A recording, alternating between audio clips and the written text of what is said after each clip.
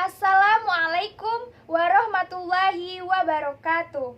Perkenalkan, nama saya Monika Kurniawati dari Prodi Pendidikan Agama Islam semester 3 Lokal C. Di sini saya akan membawakan ceramah singkat yang berdurasi lebih kurang 5 menit. Bismillahirrohmanirrohim. Assalamualaikum warahmatullahi wabarakatuh. Alhamdulillahirabbil alamin. Assalatu wassalamu asrofil anbiya'i wal mursalin wa ala alihi wa ashabihi rasulillahi ajma'in, amma ba'd. Marilah kita haturkan puji syukur kita atas kehadiran Allah Subhanahu wa ta'ala yang mana telah memberikan kita rahmat dan hidayahnya sehingga kita dapat bertemu pada kesempatan kali ini. Sholawat beriring salam hendak tercurahkan kepada junjungan kita yakni Nabi besar Muhammad SAW yang mana telah membawa kita dari alam jahiliyah menuju alam Islamiyah seperti yang kita rasakan sekarang ini. Pada kesempatan kali ini saya akan membawakan ceramah singkat yang berjudul Sabar dalam menghadapi ujian dan cobaan. Ketahuilah saudara-saudariku sekalian, bahwasannya ujian dan cobaan itu merupakan suatu bentuk keharusan. Semua orang tidak akan bisa terlepas dari ujian dan cobaan tersebut. Bahkan, itulah merupakan warna-warni dalam kehidupan kita.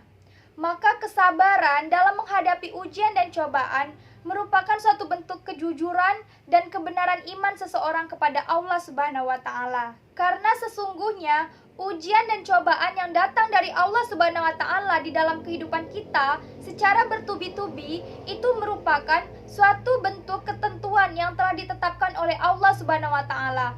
Siapapun tidak akan bisa menentang ketentuan tersebut. Keimanan, keyakinan, tawakal merupakan suatu bentuk kesabaran yang memang harus dimiliki oleh kita sebagai hamba Allah. Karena itulah yang dibutuhkan pada saat kita menghadapi suatu cobaan dan ujian. Itulah yang menjadikan kita lebih baik, lebih berbaik sangka kepada Allah Subhanahu wa ta'ala. Oleh karenanya, dalam keadaan apapun itu, kita sebagai hamba Allah yang beriman haruslah berbaik sangka kepada Allah Subhanahu wa ta'ala dan haruslah yakin bahwasannya Allah tidaklah menurunkan sebagai musibah, melainkan Allah menurunkan ujian dan cobaan sebagai ujian atas iman yang kita miliki. Saudara-saudariku sekalian, kita harus mengetahui juga bahwasannya ujian, cobaan, musibah tersebut bisa menjadi nikmat bagi kita dan juga bisa menjadi azab bagi kita.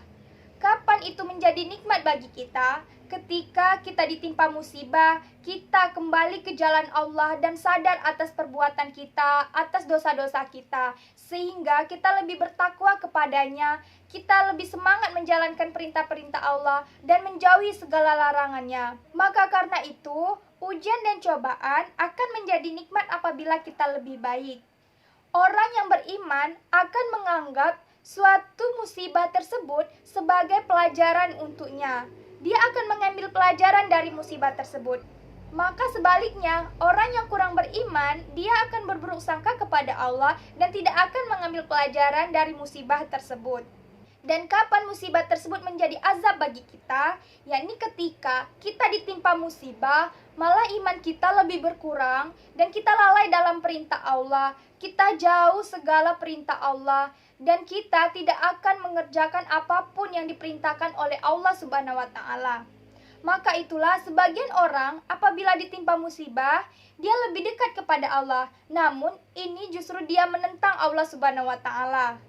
Maka karena itu, kita harus bersabar kepada Allah Subhanahu wa ta'ala apabila kita ditimpa musibah. Allah Subhanahu wa ta'ala berfirman di dalam surah Muhammad ayat 31 yang berbunyi, Bismillahirrahmanirrahim.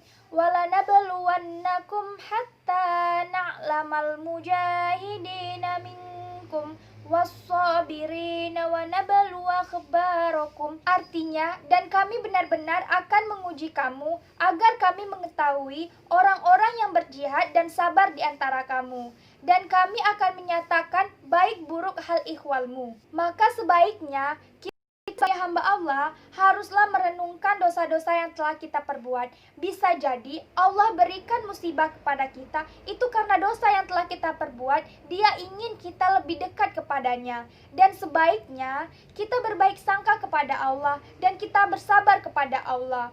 Karena Allah akan mendatangkan ridho. Ridho itulah yang datang dari kesabaran. Dan kita harus juga mengetahui bahwasannya Allah memberikan musibah dan cobaan itu kepada hambanya itu karena Allah sayang kepada kita. Dan Allah akan memberikan hadiah kepada kita bagi kita yang sabar dalam menghadapi ujian tersebut. Itulah tadi ceramah dari saya. Semoga bermanfaat bagi kalian semua. Apabila terdapat kesalahan, saya mohon maaf. Kepada Allah, saya mohon ampun.